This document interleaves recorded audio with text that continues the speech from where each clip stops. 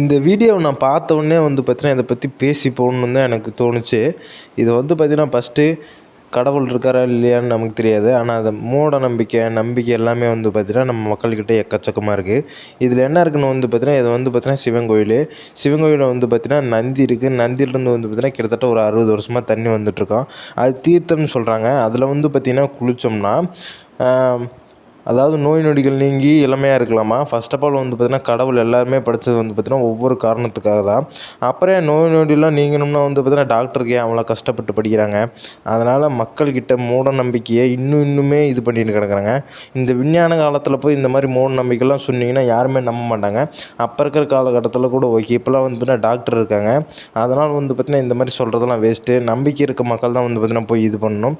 அதனால் மக்களை ஏமாற்றி பார்த்தீங்கன்னா இது பண்ணாதீங்க. உங்களுக்கு தெரிஞ்ச இந்த வீடியோவில் தெரிஞ்சதை மறக்காம கமெண்ட்ல சொல்லுங்கள். அடுத்து ஒரு நல்ல வீடியோ சந்திப்போம். Bye guys.